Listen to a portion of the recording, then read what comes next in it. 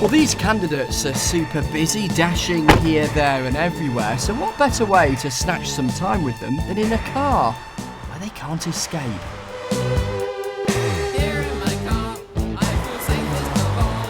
I can lock on my doors. It's the only way to live in cars. Here in my car,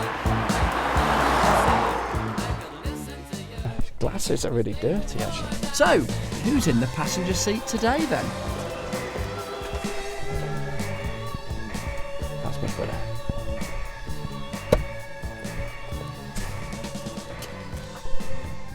Hi Chris. Hi, Andy, how you doing? I'm fine, thanks. You? Yeah, very well, thanks. Good. Good to see you. And you? How are things? You're a busy man, no doubt. Yeah. Better put my seatbelt on. We're better Do it head. right. I've got a bit of sunshine today, which has been quite rare. It's lovely, isn't it? It's warm out It's there. terrific, isn't it? Now, right. It is about a bit like car share, isn't it? But you and I probably won't be as funny. So Now, left, right, or straight on? I'd go straight on. Let's go straight and then go on. left through Kennington. Excellent. Let's do Yeah. that. Let's do that. Simple enough. How do you face up to the challenge after losing a general election of which direction the party has to go in? How do you get that balance right? Well, it is difficult, isn't it? The whole process is very difficult because, people are exhausted after the general election. Emotions are running high. Everyone was devastated, obviously. It's not for me a case of saying, do you go left, do you go right? It's do you go back to a place when you're more in touch with the public? That's the issue, isn't it? What's taken you by surprise in this campaign? Well, in some ways, this campaign has brought out what I thought the last one would do in the way that I stood last time. I was talking then about a kind of feeling that modern politics wasn't what people wanted. There was I was articulating a sense that it would become too, Sort of detached. yeah, Westminster centric and lost people, and the party is crying out for a big change. It's almost sort of 5 years too late then. in the way it does its politics.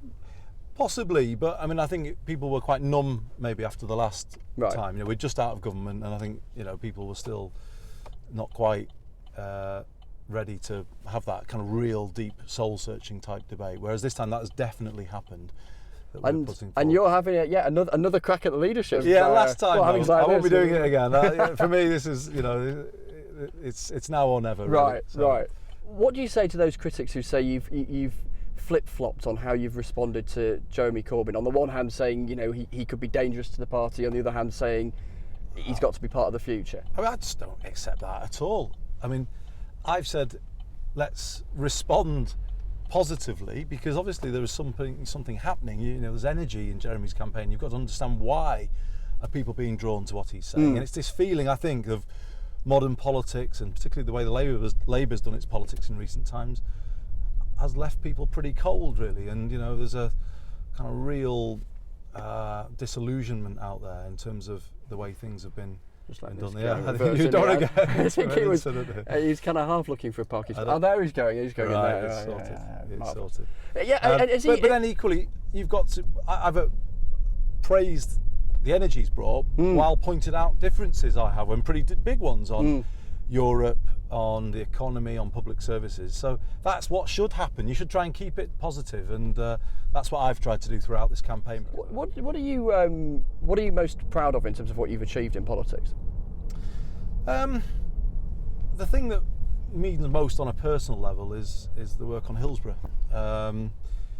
Because obviously, I was born there. I grew up in the Warrington area, but I was 19 at the time when it happened. Right. And it had a massive effect because most of my friends growing up were Liverpool supporters, and a lot of them were at the game that day. In terms of my political life, it had a massive impact on me. In terms of that sense of injustice? Yeah, absolutely. Yeah, completely. And that one of the things that politicised me. So then, going forward, when Labour came into government on all that wave of optimism, we had a commitment to reopen it, and it wasn't until I was Culture Secretary at that moment that I could do something about it. So, just on a personal level, nothing will ever mean more to me. And if you become Labour leader and potentially Prime Minister, that season ticket will still be turning up every time Everton are at home. Oh God, some things can't change. Yeah, that's the bottom line, is it? Yeah, non-negotiable. But isn't that a good thing? I think if you look at this as though I've got to stop doing all the things I did in my past. Well, no wonder politicians get out of touch then. So no, I'll be going the match, and I'll be getting no shortage of advice, no doubt, as I do anyway. But no, it's just something I've done all my life, and why would I stop that? Tell me, going back to this campaign and this summer, what do you make of it when it gets personal? You know, there's questions that are asked about, whether you use mascara, all that kind of stuff. Is that a valid place? Can I prove it on here now? And show there's no marks on my fingers there. What we're doing here, all of us, is we're putting ourselves forward for 360-degree scrutiny, and it's hard. I've walked over this line once before, and it's something you've got to do with real care, and because you are going to get every aspect of your life looked at. And I guess maybe rightly so, by the way. And I'm not necessarily complaining about that. What do you say to those barbs that came your way about you being Ed Miliband with a northern accent? Well, I mean, I've got huge respect for Ed, but I'm a very different person, a very different politician. I mean, if you also look at the manifesto I put forward, it's bigger than anything the Labour Party's been doing in recent years, and much bigger than our 2015 manifesto. In many ways, the experience for me of trying to reform social care twice now, once before 2010 and another time before 2015, brings me into this race, because there is no way that the modern Labour Party could have created the NHS. No way. Because I believe it's lost the ability to think big. Really? That's quite an accusation. Yeah, it's the way politics has gone. They call it retail politics. It's like supermarket loyalty card politics, where you kind of splinter the population into all these little groups, and you develop little gimmicky policies for each of them, and it just doesn't work. And on the doorstep, you just have people saying, "There's no point. You're all the same." No wonder, because the public feel that politics isn't offering big answers and big choices anymore. And I guess, all of this boils down to, as we get back to Westminster, potentially being Prime Minister. Yep. I guess you're up for that. I guess that's what it has to boil down to. Yes, I am.